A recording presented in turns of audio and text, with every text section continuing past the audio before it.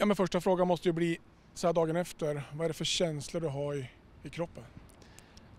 Det är alla möjliga känslor jag har just nu. Lite svårt att beskriva gårdagen. Jag har inte riktigt hunnit smälta vad som har hänt. Jag tror inte jag kommer kunna göra det på några dagar. Jag tror man kommer riktigt börja förstå vad som har hänt när man väl är i Berlin och möter Hertha Berlin. När man väl är i Spanien och får möta Atletico Bilbao. Det är då man verkligen kommer förstå vad vi har gjort. Men du sa ju innan också i en intervju här att jag lovar 100% vi kommer att gå vidare. Ja, det sa jag. Du fick rätt. Ja, jag brukar ha rätt. Nej, men det var en väldigt stark känsla jag hade. Det var inte direkt så många som trodde på oss. Men laget trodde på det och det är det enda som behövs. Då tar vi oss vidare. Hur känns det nu då? Det har ju varit lite upp och ner. TV-bolagen vill inte sända. Det har gått lite knackigt i Allsvenskan under hösten. Det har varit mycket snack om att ni ställer upp med B-lag och så vidare. Är det lite av en revansch att nu visar vi dem? Ja, klart blir det en revansch. Men jag tycker inte vi ställer upp med någon B-trupp. Det är väldigt bra trupper, väldigt bra trupp vi har. Och såklart alla måste spela. Det är en väldigt bred och bra trupp vi har. Sen alla kan inte spela 3 matcher i en vecka. Det är väldigt lätt att bli skadad då. Så klart man måste vila ibland och då ser det ut som att B-laget spelar när det väl inte är så.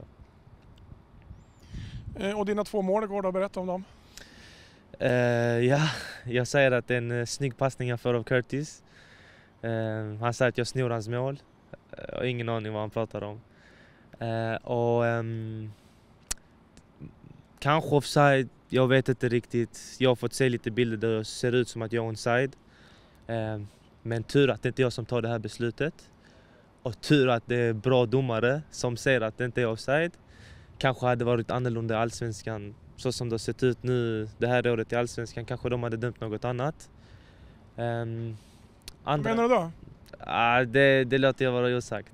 Ni har haft lite domslut emot er, tycker du? Väldigt många domslut mot oss. Sen ska jag inte skylla på det.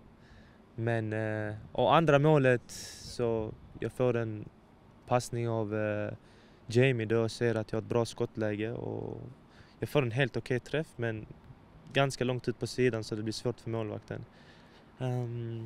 Och sen är segern vår. Och om vi ser till lottningen nu då. Nu var det mycket snack innan om Lazio, Everton, Milan. Ja. Vad säger du om lottningen som den blev? Det var inget storlag, men vad säger du? Nej, jag tycker det är 2 storlag. Det är Hertha Berlin och Atletico Bilbao. Det är 2 storlag. Jag är nöjd med den lottningen. Det ska bli väldigt spännande att möta dem, men när folk snackar om Everton och AC Milan, då får vi möta dem i slutspelet istället. Det betyder att ni går vidare alltså? Det är det. Men ni siktar realistiskt på det, liksom, att gå vidare från gruppen. Det har ni sagt i Allsvenskan, vi kommer inte hit för att vara några åskådare och i Europa League har ni satsat på att gå vidare och det är samma inställning nu? Ja, vi ska väl inte åka som MFF åkte till Madrid och förlorade 8-0. Så ska vi absolut inte göra. Hur ska ni göra då? Vi går för varje match för vinst. Och lottning, säger du något konkret om lagen? Har du fått någon synpunkt på dem, de lagen ni har fått i gruppen? Det ukrainska laget har jag tyvärr ingen koll på. Någon ringde och sa att det är en rebellstad. Och då förklarar jag väl, jag tänker väl inte så mycket på det utan det är väl fotbollen som jag tänker på. Sen Berlin, ja, det är ett Bundesliga-lag och samma med Atletico Bilbao, det är La Liga. Det är två av de största ligorna i världen så det kommer bli tufft men det ska bli spännande. Men Berlin, var det inte dit, har jag för mig, som du ryktades ett tag? Jo, det var väl det man läste. Sen vad som stämmer och inte stämmer, det har jag ingen aning om. Det får Kindberg och mina agenter ta hand om. Vi tar det också då.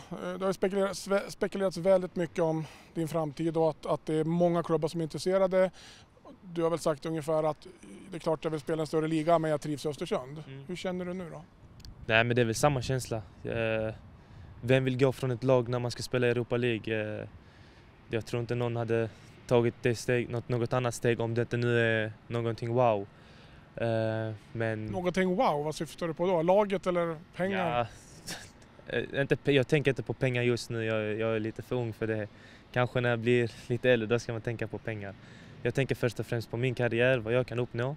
Det tycker jag är viktigt just nu. Men när jag menar någonting wow, någonting som verkligen känns rätt, någon bra trupp för mig och något som ger bra pengar för klubben, för ÖFK. Det tycker jag hade varit rättvist för mig och för klubben. Men om du själv fick välja, skulle du vara kvar då här och spela kanske ett halvår till, eller hade du velat gått nu om det fanns ett riktigt bra alternativ? Det är väl, om det hade funnits ett riktigt bra alternativ och det hade varit rättvist för mig och för klubben, då hade jag fått ta det ifall det kommer. Sen måste jag fråga om det här också då. Det har varit mycket snack om ditt landslaget i Sverige och så vidare kontra Iran, och du har varit på ambassaden och så vidare.